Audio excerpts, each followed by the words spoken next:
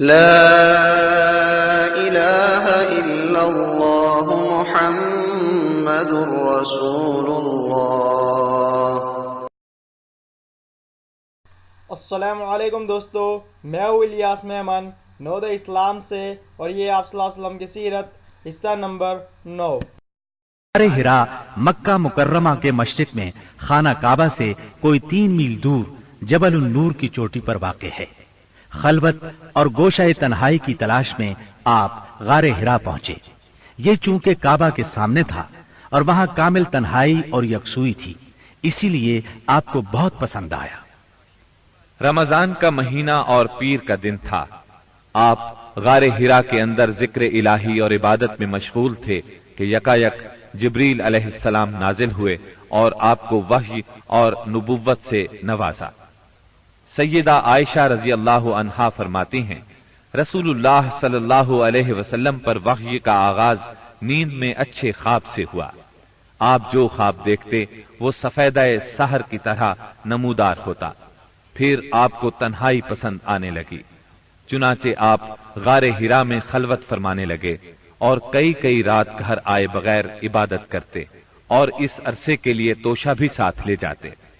پھر سیدہ خدیجہ رضی اللہ عنہا کے پاس تشریف لاتے اور اتنی مدت کے لیے پھر توشہ لے جاتے، یہاں تک کہ آپ غار حرا میں تھے کہ آپ کے پاس حق آ گیا، یعنی فرشتہ آپ کے پاس آیا اور کہا اقرا، یعنی پڑھیے۔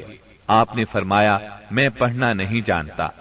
رسول اللہ صلی اللہ علیہ وسلم فرماتے ہیں کہ اس پر اس نے مجھے پکڑ لیا اور اس زور سے دبوچا کہ مجھے چور کر ڈالا، اور پھر مجھے چھوڑ کر کہا اقرا، یعنی پڑھیے۔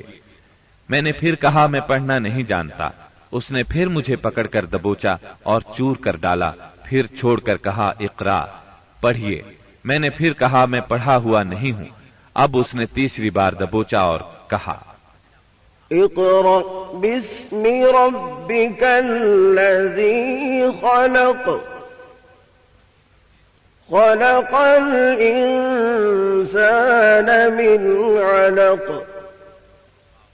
اقرأ وربك الأكرم الذي علم بالقلم علم الإنسان ما لم يعلم۔ پڑھ اپنے اس پروردگار کے نام سے جس نے پیدا کیا، انسان کو لوتھڑے سے پیدا کیا۔ پڑھ تیرا رب بڑا کریم ہے، جس نے قلم کے ذریعے سے علم دیا، انسان کو وہ بات سکھائی جسے وہ جانتا نہ تھا۔ اب آپ نے یہ آیات پڑھ دیں، پھر آپ ان آیات کو لے کر واپس آئے۔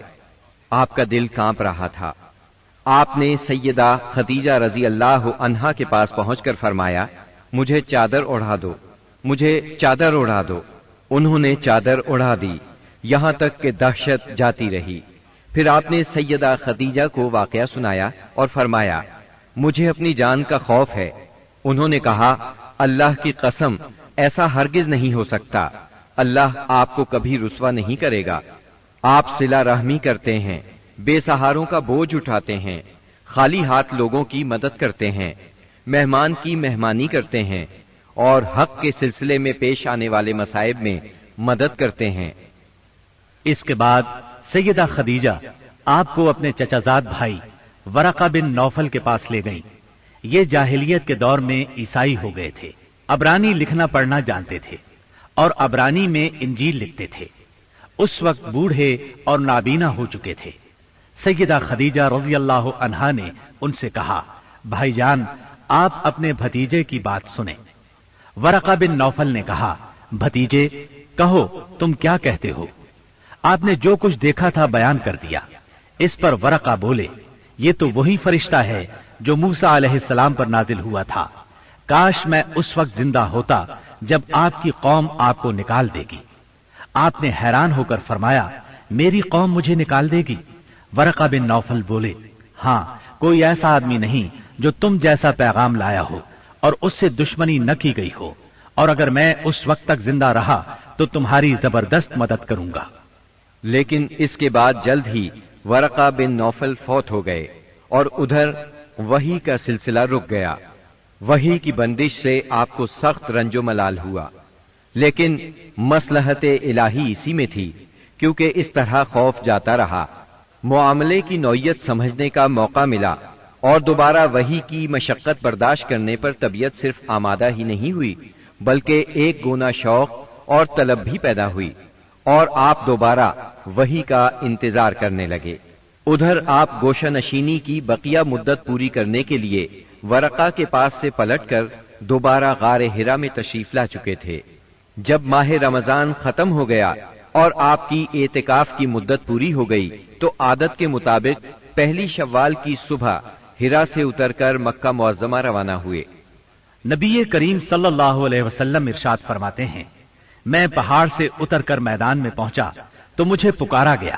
میں نے دائیں دیکھا، کچھ دکھائی نہ دیا، بائیں دیکھا تو بھی کچھ دکھائی نہ دیا، سامنے دیکھا تو بھی کچھ دکھائی نہ دیا، پھر پیچھے دیکھا تو وہاں بھی کچھ نظر نہ آیا۔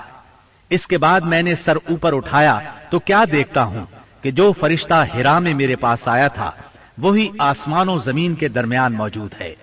یہ دیکھ کر میرا پورا وجود اس کے رعب سے بھر گیا، یہاں تک کہ میں زمین کی طرف جھک گیا۔ پھر میں خدیجہ کے پاس آیا اور کہا، مجھے چادر اڑا دو، مجھے چادر اڑا دو، مجھے کمبل اڑا دو، ٹھنڈے پانی کے چھینٹے مارو۔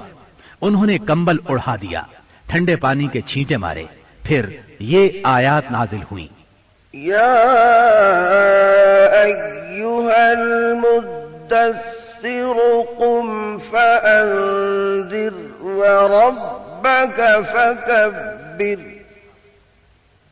وثيابك فطهر والرجز فاهجر۔ اے کمبل پوش، اٹھ اور لوگوں کو ان کی بدعملی کے نتائج سے ڈرا، اپنے رب کی بڑائی بیان کر اور اپنے کپڑے پاک رکھ اور گندگی سے الگ تھلگ رہ۔ بعثت نبوی کے ابتدائی 3 برسوں میں آپ چپکے تبلیغ کرتے رہے۔ اس دوران میں سیدنا ارقم رضی اللہ عنہ کا گھر اسلامی تحریک کا مرکز بنا۔ یہ گھر کوہ صفا کے دامن میں واقع تھا۔ نمازیں گھروں کے اندر اور پہاڑوں کی گھاٹیوں میں پڑھی جاتی رہیں۔ اس تبلیغ کے ذریعے سے چراغ جلتا رہا۔ آپ نے سب سے پہلے ان لوگوں کو تبلیغ فرمائی جن کے آپ کے ساتھ تعلقات تھے۔ آپ کو اپنے ان قریبی ساتھیوں کی طرف سے مایوسی کا سامنا نہیں کرنا پڑا۔ عورتوں میں آپ کی زوجہ سیدہ خدیجہ رضی اللہ عنہا، غلاموں میں زید بن حارثہ رضی اللہ عنہ، مردوں میں سیدنا ابو بکر صدیق رضی اللہ عنہ، اور لڑکوں میں سیدنا علی رضی اللہ عنہ نے سب سے پہلے اسلام قبول کیا۔ خفیہ دعوت و تبلیغ کا یہ سلسلہ قریباً 3 سال تک جاری رہا۔ اس عرصے میں جن حضرات نے اسلام قبول کیا ان کے نام یہ ہیں: بلال بن رباح، عثمان بن عفان، زبیر بن عوام، عبد الرحمن بن عوف، طلحہ بن عبید اللہ، سعد بن ابی وقاص، عمرو بن انبسہ، خالد بن سعد بن عاص، عمار بن یاسر، خباب بن ارت، ابو عبیدہ بن جراح، سعید بن زید، جعفر بن ابی طالب، عبداللہ بن مسعود، ابو سلمہ، عثمان بن مظعون، صہیب رومی اور ارقم رضی اللہ عنہم۔ مجموعی طور پر قریباً 40 افراد نے اسلام قبول کیا۔ ان حضرات کو السابقون الاولون کہا گیا۔ اس خاموش تبلیغ کے نتیجے میں 40 افراد نے اسلام قبول کیا۔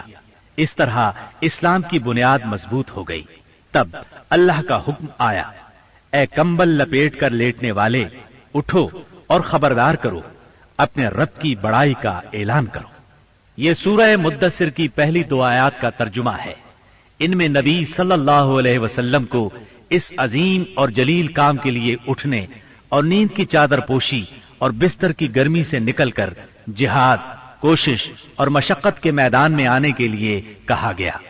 یا ایھا المدثر قم فانذر، اے چادر پوش، اٹھ اور ڈرا۔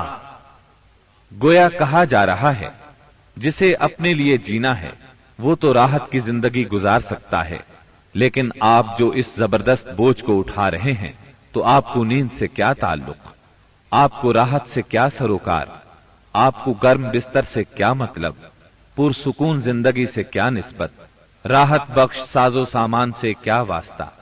आप उठ जाइए उस अजीम काम के लिए जो आपका मुंतजिर है, उस भारी बोझ के लिए जो आपके लिए तैयार है। उठ जाइए जिद्दोजहद और मशक्कत के लिए, तकान और मेहनत के लिए उठ जाइए कि अब नींद और राहत का वक्त गुजर चुका। अब आज से मुसलसल बेदारी है, तवील और मशक्कत से लबरेज जिहाद है। उठ जाइए उस काम के लिए मुस्तैद और तैयार हो जाइए। ये